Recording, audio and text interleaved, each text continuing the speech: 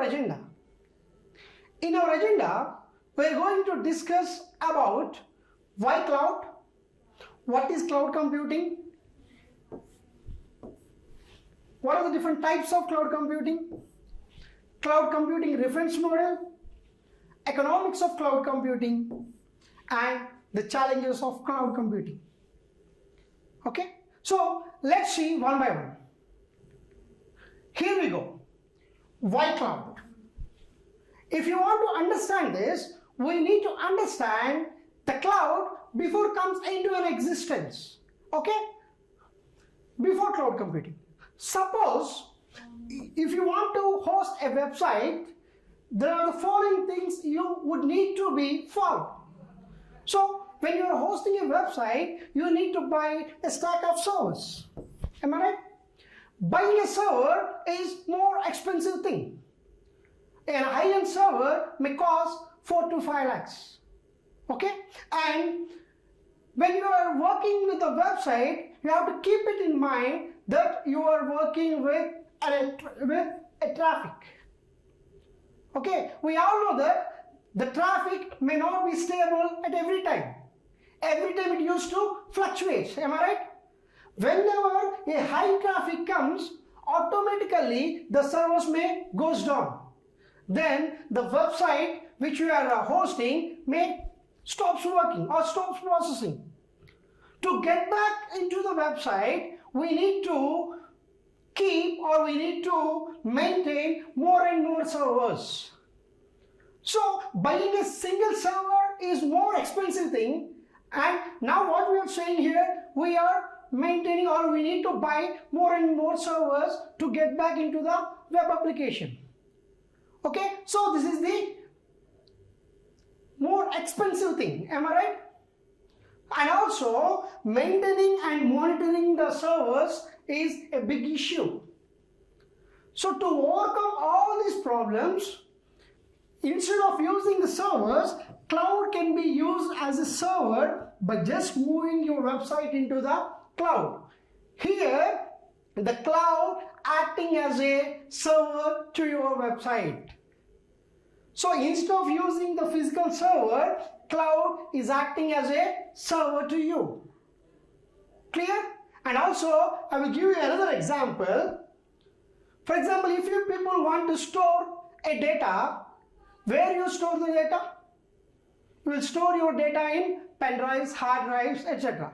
For example, if you are generating a huge amount of data, so where will you store your huge amount of data? Why? Because the pen drives and hard drives will not suit for your huge amount of data. Am I right?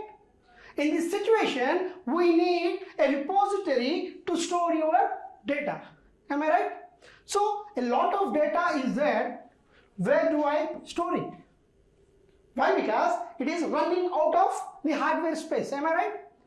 So to store all the huge amount of data that you generated, here rather than managing the files on the local storage device, cloud computing makes it possible to save them over internet. Clear? Here if you see, in the previous example, there the cloud is acting as a server. And if you see here the cloud is acting as a storage device. So there it is acting as a server, and here it acting as a repository or a storage device. Okay, in these two scenarios, the cloud is acting in two different ways. Not only in these two different ways, the cloud can act in many ways. Okay, let's see how this cloud computing will be useful. Okay, coming to the topic, what is cloud computing? Let's see in the definition. Here, the cloud computing is a model for enabling ubiquitous, convenient, on-demand network access to a shared pool of configurable computing resources such as networks, servers, storage, applications, and services. We can use the cloud as a network, as server, as a storage device, as an applications. Okay, and for other services, this cloud will be used as ubiquitous is nothing but anywhere. We can use all these services at anywhere, from anywhere. So from anywhere, you can use all these resources by using a cloud as on-demand network access. Whenever you want to use all these services, you can use through the cloud from anywhere.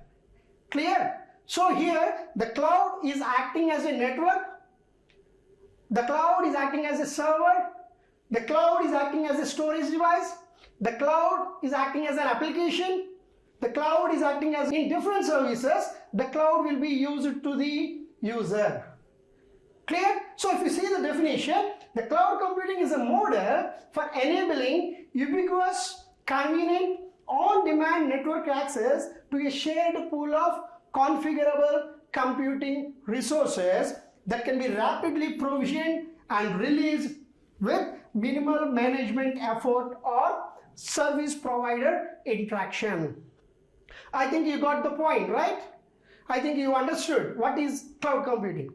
So you can use the cloud in many aspects, like as for networks, servers, storage devices, applications and services. Different types of services we can use the cloud.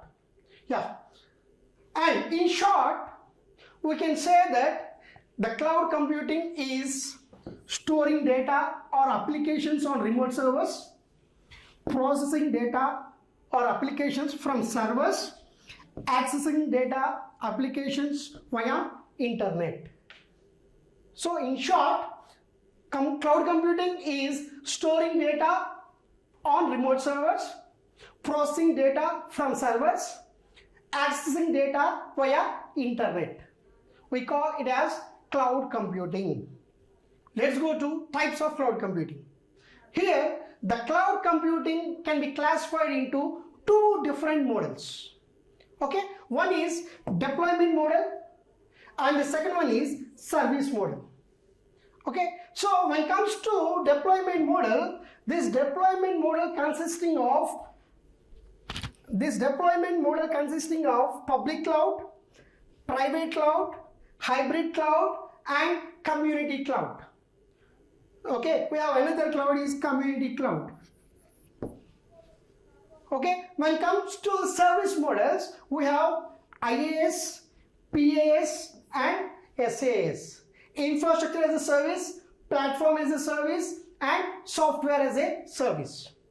Clear? So there are two types of models in cloud computing. One is deployment model and the second one is service model. This deployment model having different types of clouds like public cloud, private cloud, hybrid cloud and community cloud. When it comes to the service model, IaaS, PaaS and SaaS. Infrastructure as a service, platform as a service and software as a service. Clear? Let's see about the deployment model. Yeah, coming to the deployment models, the deployment models defines the type of access to the cloud. So the type of access, how we are using the cloud. Here the deployment model can be defined as how we are using the cloud, how to access the cloud, right? So how the cloud is located, whatever. Okay, right. So here we have public cloud, private cloud, hybrid cloud and community cloud. Let's see one by one. Coming to public cloud. What is public cloud? The public cloud allows systems and services can be easily accessible to the general public. So if you see here, the public cloud allows the systems and services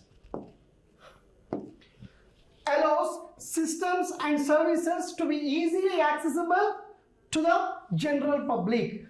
So here every person or a general public can access the services and systems of this cloud. But if you see here, public cloud may be less secure because of its openness. Why? Because this public cloud is open to all. Am I right? So we have less security with this public cloud. Okay, right. So this public cloud are the most common deployment model in which necessary IT infrastructure, like virtualized data centers is established by a third-party services providers and make it available to any customer on a subscription basis. Okay, if you see here, this public cloud has been developed or established by third parties. Okay, so if anyone wants to use this service, they can use the resources of the cloud as subscription basis or pay per use basis, pay as you go basis, whatever. Okay, you see the example here. If you see the example here I mentioned a public bus. For example, if a person using a public transport, he used to take the ticket only for the amount of distance he traveling. Am I right? Like this, in a public cloud, if anyone wants to use this public cloud resources, okay, they can use the public cloud resources as pay as you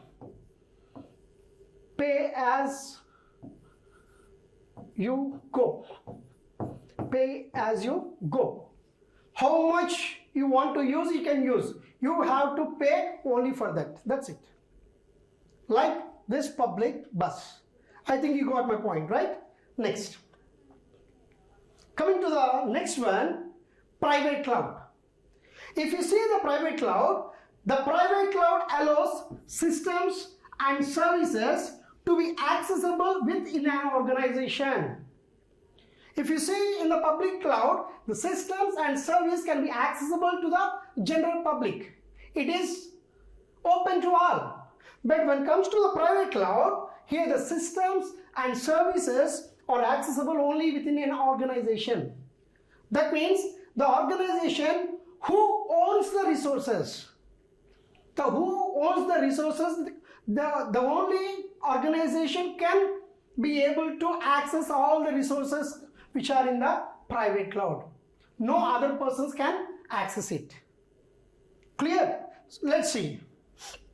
It offers increased security because of its private nature, and it provides a firewall to the organization who owns the resources from the private cloud. Okay, they provide a firewall for the security purpose. But if you see the public cloud, it is open to all. So it is less secure. When it comes to the private cloud, this private cloud is highly secured because of its private nature. Okay, see the example here. In this example, here I mentioned a private car. For example, if I buy a car, I am the only authorized person to access the services of this car. Am I right? No other person can access this. Am I right? I am the authorized person to access this. Why? Because I own this car. Am I right? Like this, in a private cloud, if you see the private cloud, only the people or the organization or the institution who owns the resources can access these services.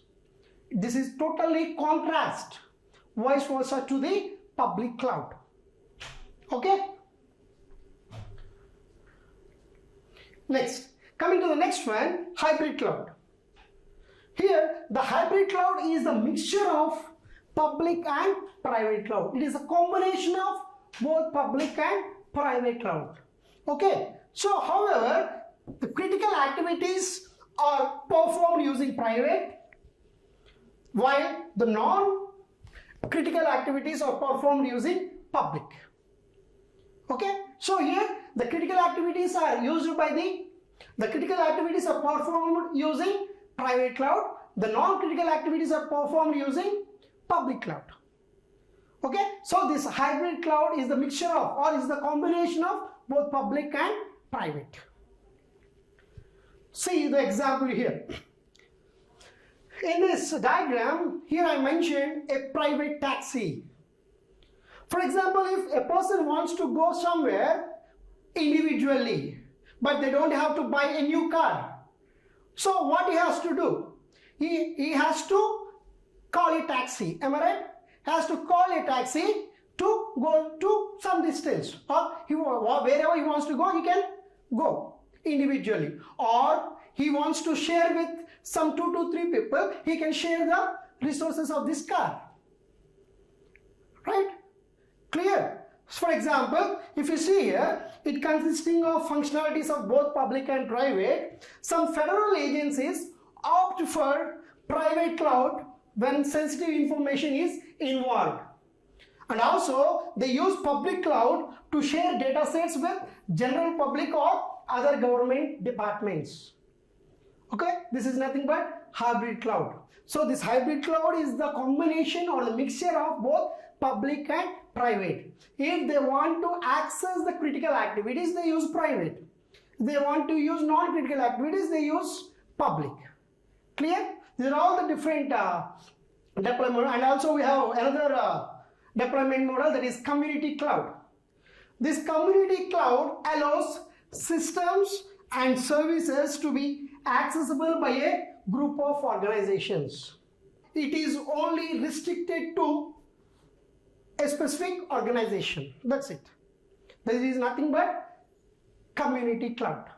These are all different types of deployment models in cloud computing. Next, see service models. Okay, these service models are the reference model on which the cloud computing is based. Okay, these service models are the reference models. So if you see here, the service models are IaaS, infrastructure as a service, PaaS, platform as a service, and SaaS, software as a service. Let's see one by one. IaaS, infrastructure as a service. Here, IaaS solutions delivers infrastructure on demand in the form of virtual hardware, storage, and networking. And also we can say that an underlying structure has been provided in IaaS.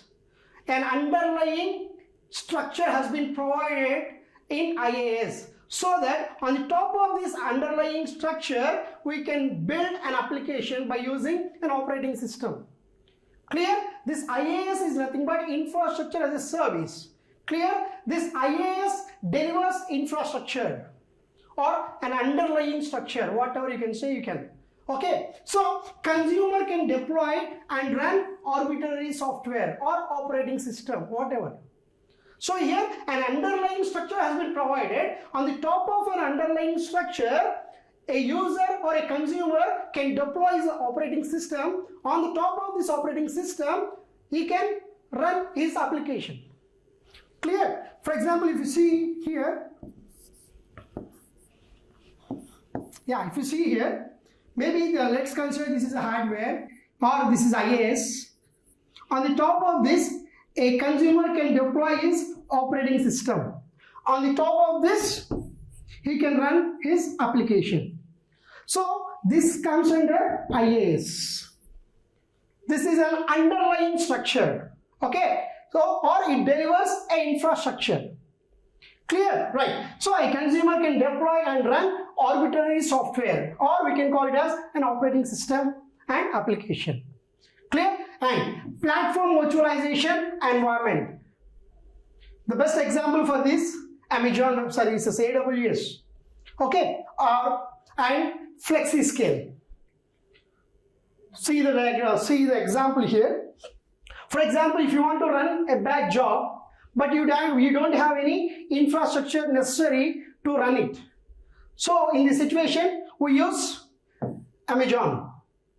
We use Amazon Web Services or Amazon EC2. Amazon EC2 is to create an instance by using Amazon Web Services.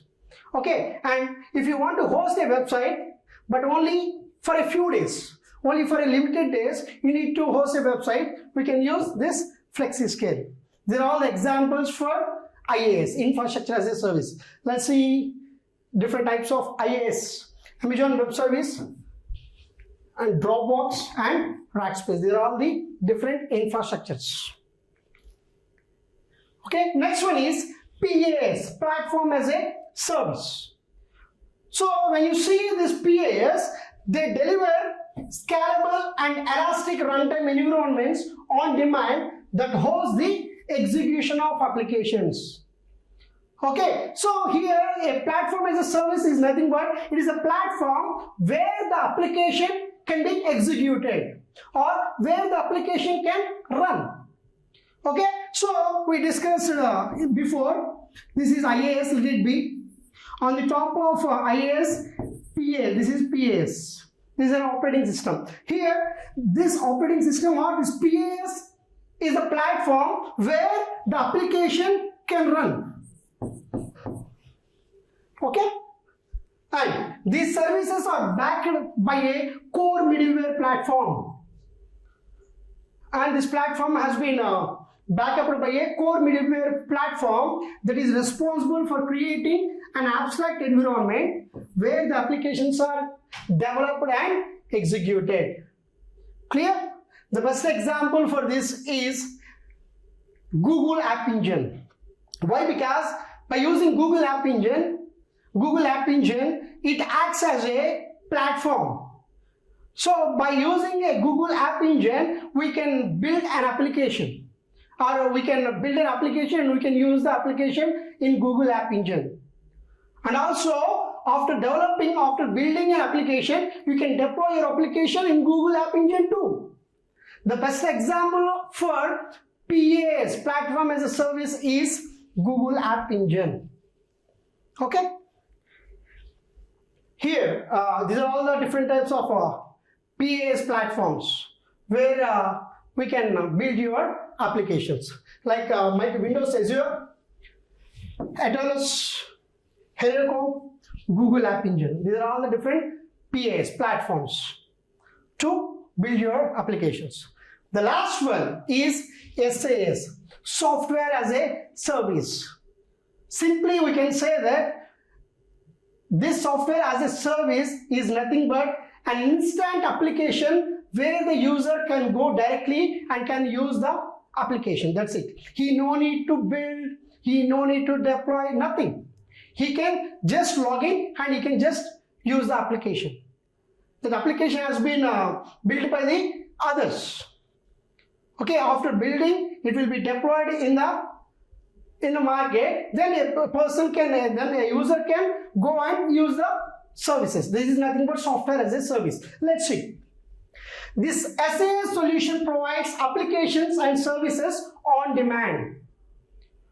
Okay, most of the common functionalities of desktop applications, we can call these services as a desktop applications too.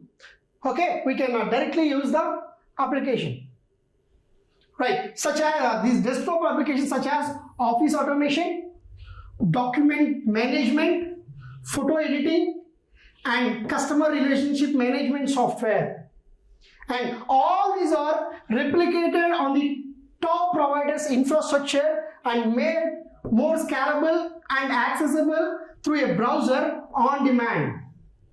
So all these services, for example, if you want to do photo editing, you don't need to create an application. You don't need to write a program for that, right? You just go and open the photo editing tool and you can edit your photo. Am I right? And all these are replicated to provide the infrastructure and make more scalable and accessible through a browser on demand.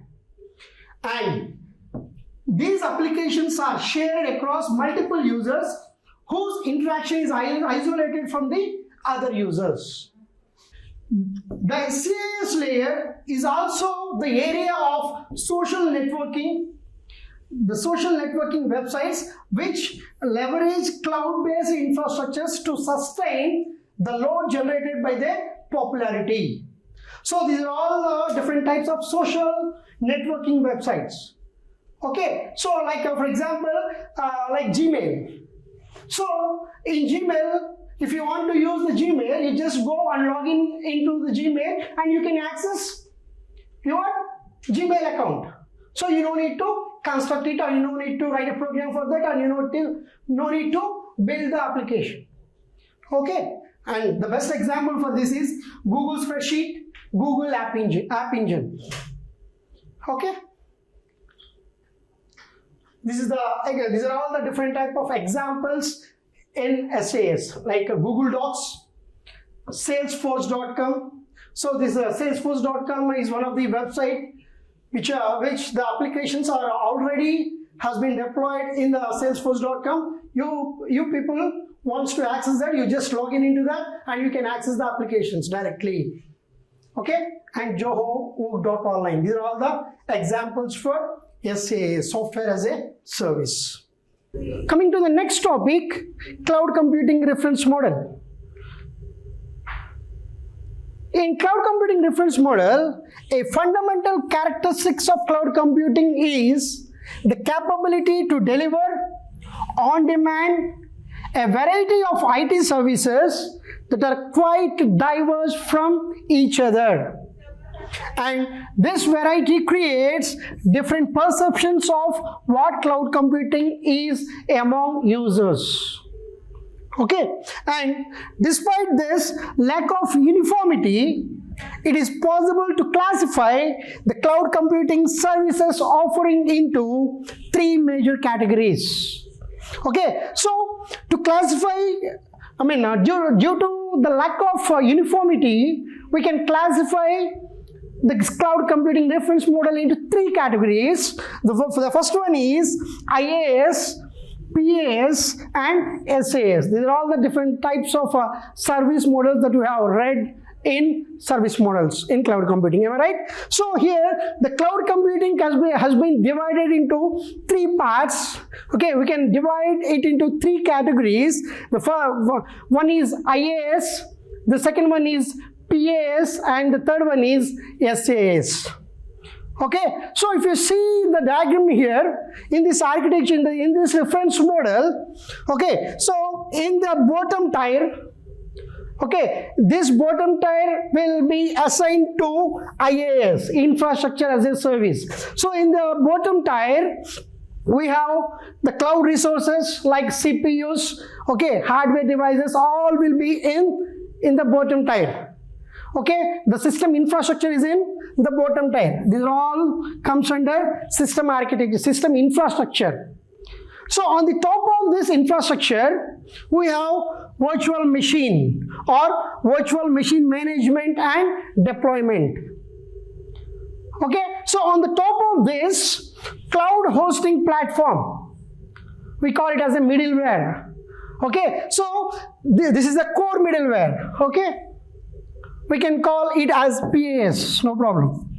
This is IaaS, this comes under IaaS, this comes under PaaS. Okay, this PaaS, it is a core middleware which takes care of this IaaS. So this cloud hosting platform is a core middleware which takes care of all the physical devices or system infrastructure. Okay, so it is having quality of service negotiation to check the quality. Okay, admission control, which resource has to be admitted, everything it has been done by this admission control. Pricing, SLA management, service level agreement management, monitoring, execution management, metering, accounting. All these different types of components has been embedded in cloud hosting platform. So it takes care of this infrastructure resources or all this system infrastructure. Okay, so on the top of this cloud hosting platform, we have user level middleware. This user level, on the top of this, we have cloud programming environment and tools. We call it as user level middleware. Okay, so it is having Web 2.0, Meshaps, concurrent and distributed programming, workflows, libraries, and scripting. So this cloud programming environment and tools will take care of the user's application. Okay, it is a user level middleware. So it cares the user applications which are in the user side. Those cloud applications are social computing, enterprise ISV, scientific computing, CDNs, etc. All these has been handled by or taken care by this user level middleware. Okay, so if you divide this cloud computing reference model into three categories, this lower system infrastructure comes under IaaS, this core middleware comes under PaaS, and finally this comes under SaaS. This is about cloud computing reference model. Okay, coming to the next topic, economics of cloud computing. Okay, let's see economics of the cloud computing. If you see here, the biggest benefit of this phenomenon is financial. Am I right? So the pay-as-you-go model offered by the cloud provider. So everything, the main perspective or the main phenomenon is the financial. Am I right? So in this process, pay-as-you-go. This is very, very important in cloud computing. So this pay-as-you-go model offered by the cloud provider to the user. Okay, and the capital costs are one-time expenses that are generally paid upfront and that will be contribute over the long term to generate profit. We have to invest single day upfront. At initial stage we need to pay and then we can access whatever you want, or pay per use basis or pay as you go basis. Okay, next, the cloud computing allows reducing the capital costs associated to the IT infrastructure. You no need to pay for the IT infrastructure. By using the cloud, okay, we can reduce the capital cost. Okay, and eliminating the depreciation or lifetime costs associated with the IT capital assets. Okay, and replacing software licensing with subscription. So by taking the subscription, we can replace the licenses. Okay, we no need to buy the licensed software. Okay, by paying something, how much you want to use the software, you just pay for that and you can use legally. Yes, and the last one is cutting the maintenance and administrative cost of the resources. So the maintenance cost will be reduced by using cloud computing. Next, in the case of small startup, it is possible to completely leverage the cloud for many aspects. In the case of small startup, it is possible to completely leverage the cloud for many aspects. Okay, like IT infrastructure, software development, CRM and ERP. We can leverage the cloud. When we are establishing a small startup, we can use these different types of aspects by using the cloud. In terms of the pricing models introduced by cloud computing, we can distinguish three different strategies that are adopted by the providers. Those three strategies are, the first one is tied pricing. This model is used by Amazon for pricing the EC2 service. For example, if you use the Amazon Web Services, okay, actually they provide some free services up to some limit. After exceeding that limit, the user can use the services as per pay-per-use basis. Okay, right. So coming to the next one, per unit pricing. Actually, this per unit pricing has been started by GoGrid.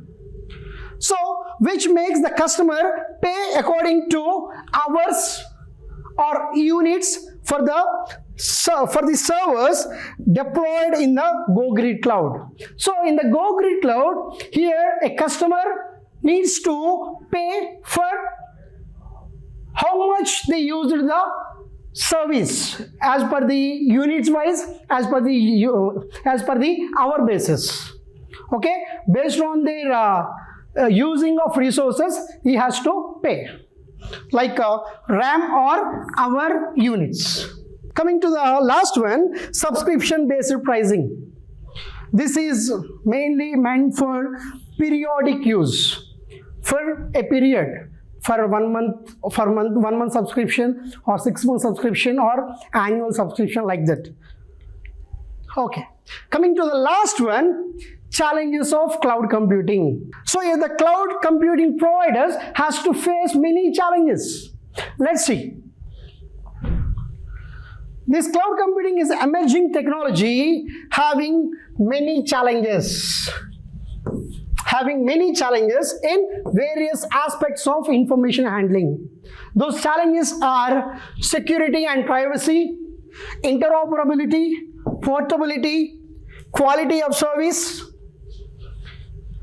computing performance, and reliability and availability. These are all the different challenges that the cloud computing providers has to face. Let's see one by one.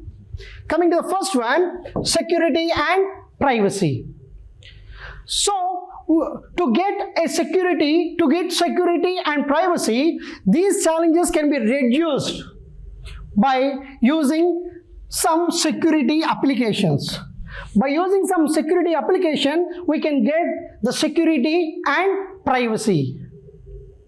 Okay, and some security applications, encrypted file systems, and data loss software. By using all these different types of applications, we can get the security and privacy. And the next one is interoperability. When it comes to interoperability, the application on one platform should be able to incorporate the services from the other platform. Clear? So one platform service has to incorporate the other services, services which has come from the other platform. This is nothing but interoperability. And coming to the portability. The application running on one platform can be moved to new platform and should operate correctly without any changes in design or coding. This is nothing but portability. It should have a portable nature. So when a program or when an application which has been designed in one platform, okay, it should be performed in another platform too. Okay, if it performed in another platform, then it is having a portable nature. And next one is quality of service. For the quality of service, we need SLA, service level agreement. The service level agreement SLA of the providers are not enough to guarantee the availability and scalability. Okay, so this SLA people, the service level agreement providers, they cannot give the guarantee to the customer, those who are using the resources of cloud. Why? Because in cloud computing we have different types of models like public, private, hybrid, and community. Am I right? So in public cloud, when the people are using the public cloud, they didn't give assurance, or they didn't give the guarantee for their services, right? Right. And the business ID declined to switch to cloud without a strong service quality guarantee. And the next one, computing performance. When it comes to the computing performance, high network bandwidth is needed for data-intensive applications on cloud. This results in high cost. So this is one of the big challenges for the cloud computing providers. They have to provide high network bandwidth with low cost. But if you need the high network bandwidth, we have to bear, or we have to invest high cost. Okay, in cloud computing, low bandwidth does not meet the desired computing performance. So we need a high network bandwidth. Okay, and finally, the last one is reliability and availability. The most of the businesses depend on the service. The services provided by third party. Hence, it is mandatory for the cloud systems to be reliable and robust. So, the services which has been provided by the third party should follow the reliability as well as the robustness. Okay, that's all about the challenges of cloud computing. So, with this topic, we are concluding this cloud computing topic. Thank you.